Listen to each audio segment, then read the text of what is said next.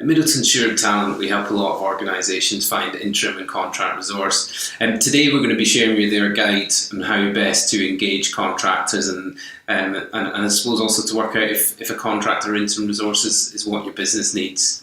Hope you find it of value. Thank you. Welcome to Leaders Path, a leadership and recruitment blog delivering wide-ranging content that will help you be a great leader. Brought to you by Middletons Assured Talent, management and leadership recruitment specialists. Welcome to Leaders Path. Pleased to be chatting to you again. Today I'm going to talk through a guide to hiring contractor interim professionals. I know for a lot of organisations it might be something that they haven't done before or do very rarely. So I thought this information would be quite useful to help people get the best out of that situation. So first off, I guess it's just to talk about the definition and maybe see if we can explain the difference between a contractor and an interim person.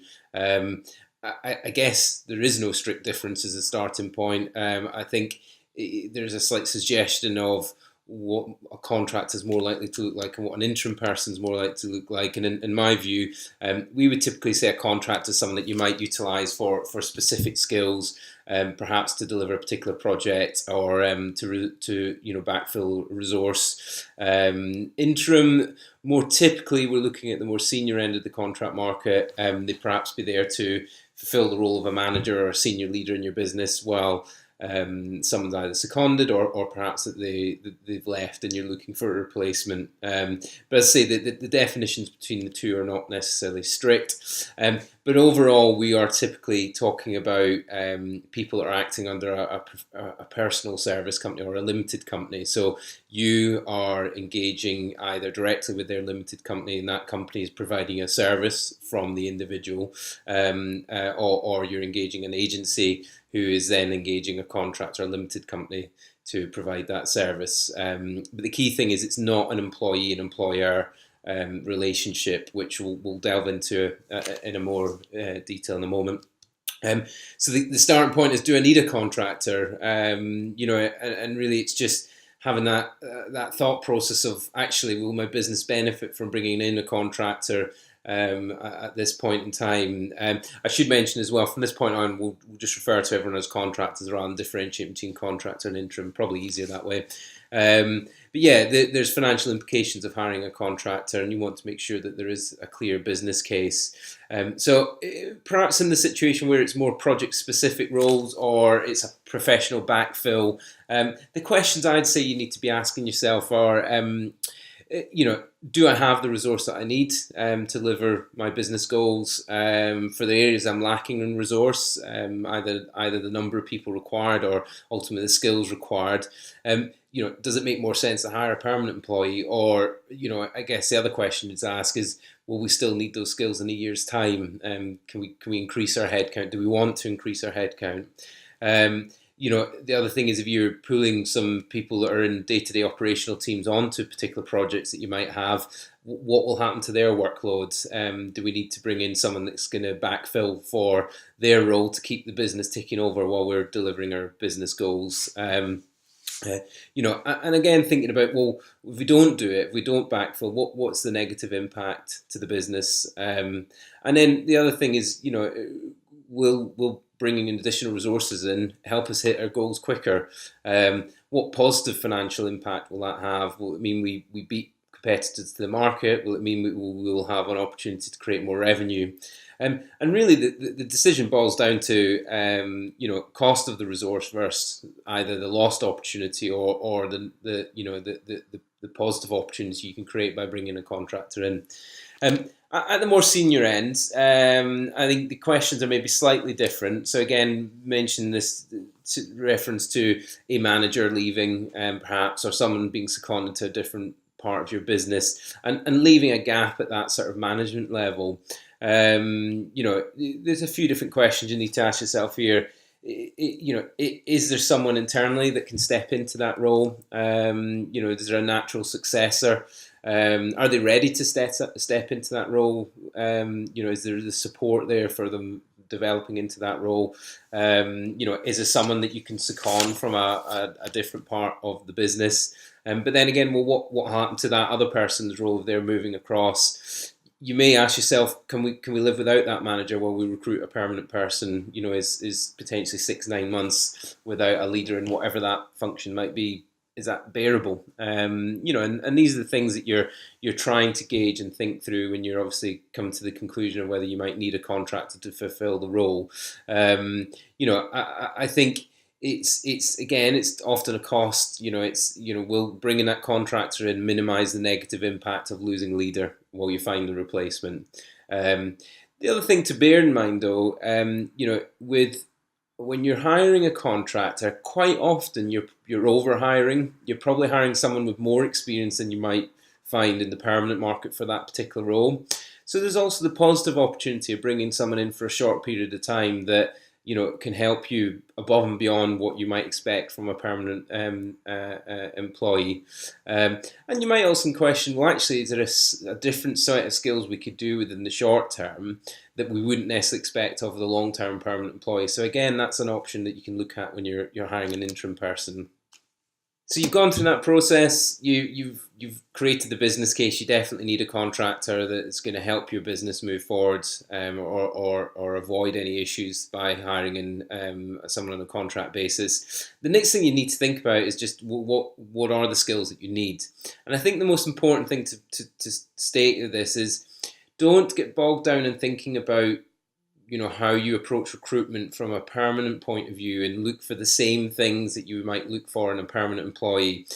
Culture fit becomes a bit less important. I'm not saying it's not important, but it certainly becomes less important. And I think really you need to be more focused on skills and capability. What can they do in the short term for your business? What do you need right now to solve the problem, rather than what's good for your business in the long term.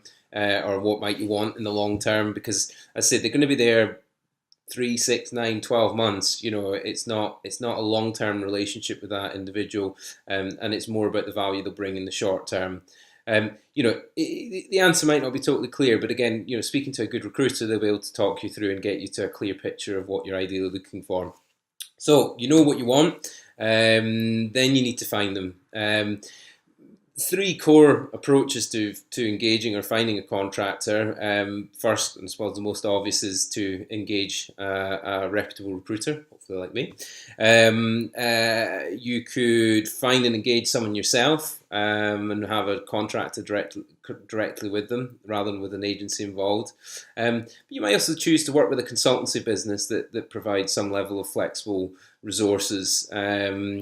So in terms of working with an agency, first thing, ask around, who can anyone recommend? Is there any of your contacts that work with someone that's particularly good?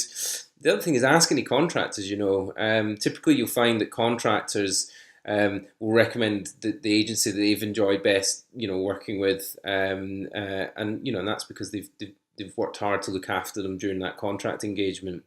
And if you want to get the best out of them, come to an exclusive arrangement with that agency. Most good recruiters like myself will always do our best on an opportunity, but if it's exclusive, we undoubtedly can commit that much more time, and it definitely will drive a better service. Next thing is, set an agreed margin up front with the agency. There is some agencies who will, all they want to know is what your budget is. They may then try and find a contract as cheaply as possible, which will maximise their margin. And what you'll often end up with is either a perhaps less experienced contract or an undervalued contractor who's going to be frustrated and not going to do his best because they don't feel they're getting paid enough for what they're doing. I don't believe you should be paying anything over 20% as margin. I think typically you should be aiming something between 15 and 20%, depending on the skills, depending on the level. But I really don't think you should be paying anything more than 20%. If you're likely to be needing a volume of contractors, of course, there's then going to be a further opportunity to negotiate something a little lower than that 15%. Good contract recruiter probably turn around a shortlist, depending on the role, anything from 24 hours to a week. The process is much quicker than permanent recruitment. We can typically find and engage candidates more quickly, and we aim to do so because we appreciate that you're usually looking for someone to start much more quickly. Sometimes if it's at that exec level, or if you're looking for something very niche, you might be looking at something over a week from a shortlist delivery. But typically that's achievable. The other thing to think about is your recruitment process. Do not replicate your permanent process. Again, just factoring in that you're interested in someone being able to do the job rather than necessarily being the long-term perfect cultural fit for your organisation. Think about making the process quick. I'm not saying don't have multiple stages, but perhaps bring in things like telephone or Skype interviewing. Still do a face-to-face, but just if you're going to have multiple stages, have it across those different formats because it allows you to arrange things much quicker. And just generally react quickly because contractors will come and leave the market very quickly. They're more driven by gaining that next engagement rather than waiting for the right role. So often they'll make a decision on first come first served basis in terms of offer. It's really worth highlighting that at the end of the day, contractors are individuals running a business. They're not an employee, so they treat the transaction differently. They will make their decisions based on what's best for their business. And I think that can change the emotional sort of process of engaging them. Contractors have, they want to make sure that difference between employee relationship is very apparent because it has a big impact to their tax liabilities. If they're investigated and actually are acting more like an employee, they won't be able to pay themselves in the same way if they were investigated by HMRC, and that can be quite costly to them. So there's a number of things that might drive. You might find that they don't want to take part in certain activities in your workplace, like training or certain types of onboarding that make it feel and look like they're an employee. So be very prepared that they may push back on some of those things. I won't go into more detail about IR35 just now, but the implications to the contractor at the moment. So it's really just be aware that they will treat things differently than you might expect from an employee. In terms of the mechanics of the engagement, you'll offer a contractor a piece of work that will typically be for a duration. Again, typically is 3 to 6 months on the initial offer of a piece of work. Usually it's full time, but again, you can engage contractors on X amount of days, 1 day per month. You can come to your own arrangement with what works best for your business. You might find some contractors want it to be full time. They want it to be longer because that creates more security in their business. So just be conscious of that.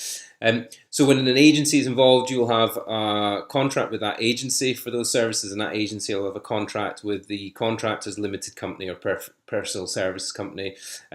So you don't necessarily have that direct contract with them. What will happen is the contractor will complete a weekly or monthly timesheet. They'll submit that to the agency alongside an invoice, and then the agency will submit an invoice to the client, which will include their margin plus VAT. The timesheet, as I say, is something that needs signed internally by the client so that it's all agreed that these are the specific days that they've worked. Usually you'll have agreed notice period with the contractor. Often that's just a week. Again, contractors often want to avoid it looking like an employment contract. So usually if there's a month notice and it's a month each way, that can make them feel a little bit uncomfortable. But usually there's a week. But at the end of the day, it's written into most contracts, is something that clearly states if they're gross, negligent in what they're doing, if they're not delivering ultimately, what you engaged them to do, you can find a way out of that contract. Which is obviously reassuring. The beauty of working with an agency is it can happen quickly. You can have a contractor on board literally within a matter of days and fulfilling the challenge that you're trying to solve. The other route for you is to potentially find and engage a contractor directly. Perhaps you've got people that have previously worked for you that are now contractors, or people that you know in your network. Absolutely go out and engage them, speak to them. Go take them through a process, and then what you'll end up with is a contract directly with them. They'll probably want it to be something, a kind of well-written contract, so it's clear in what obligations each party has. And again, they want it to look very non-like an employment contract. So just be conscious that if you do go directly with them, that's something that you're going to have to create or pay someone to create for you. In all honesty, I mean, I think sometimes people wonder if I engage a contractor directly, do I get them cheaper?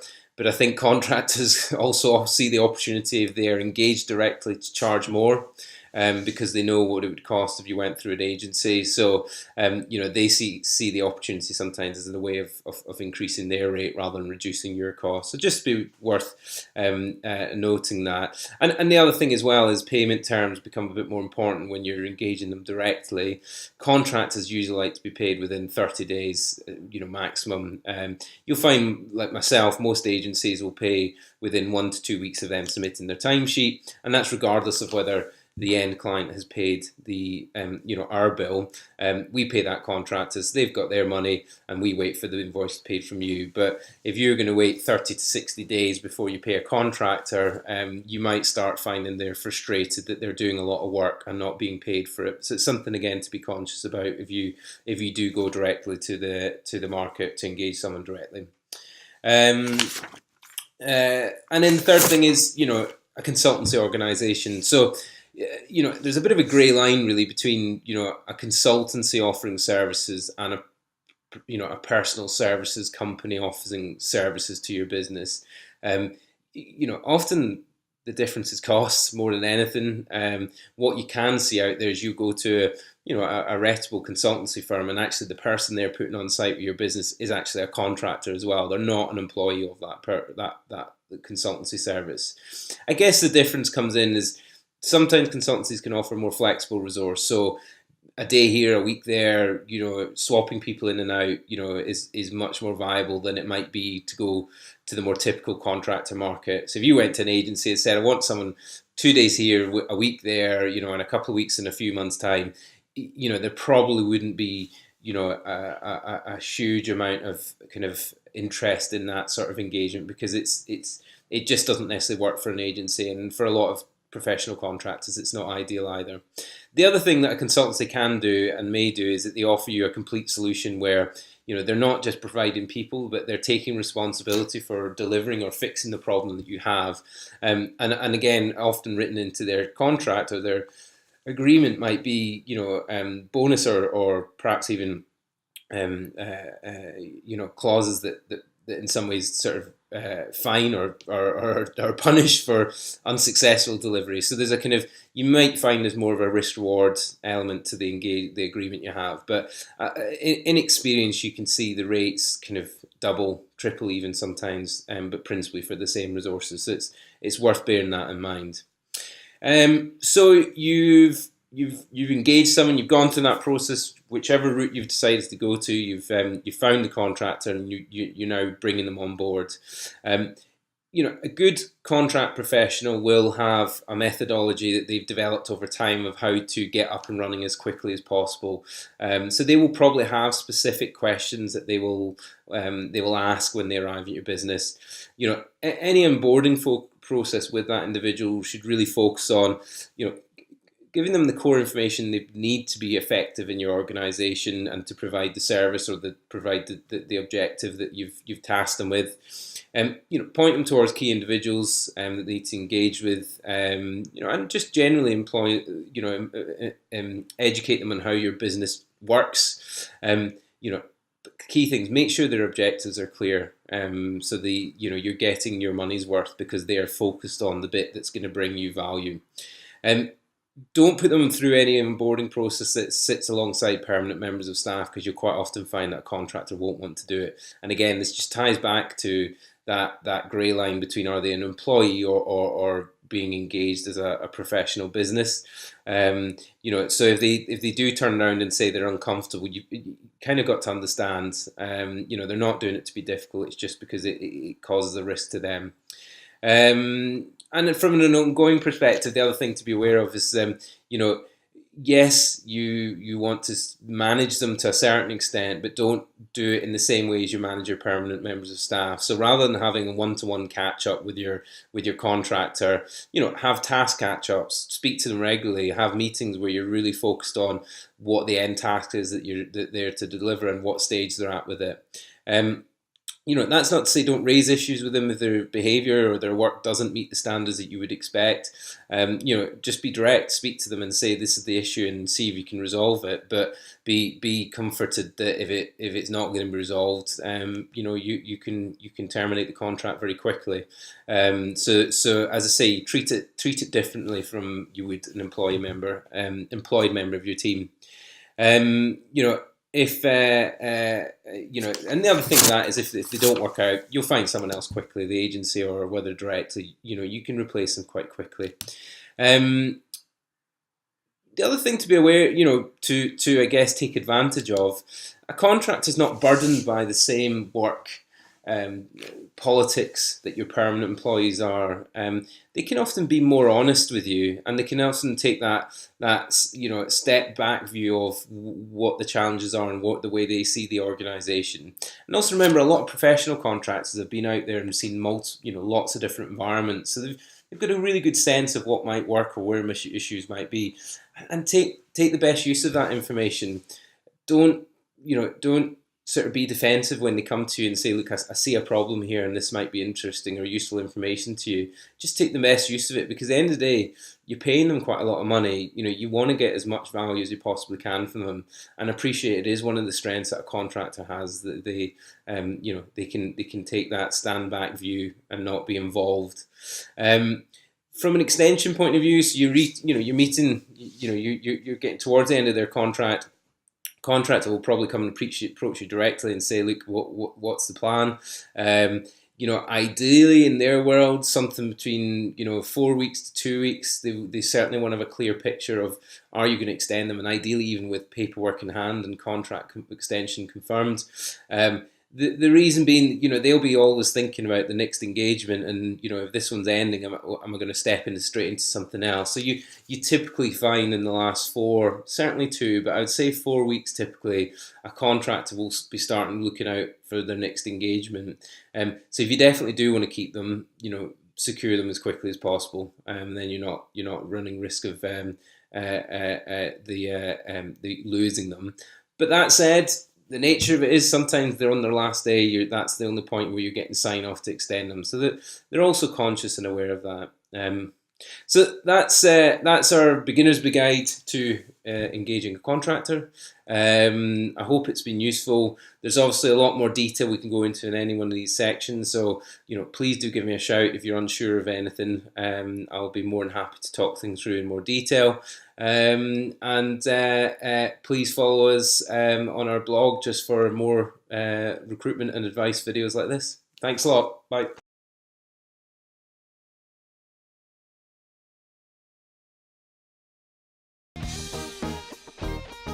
Thanks for watching. For more great content like this, follow us on YouTube.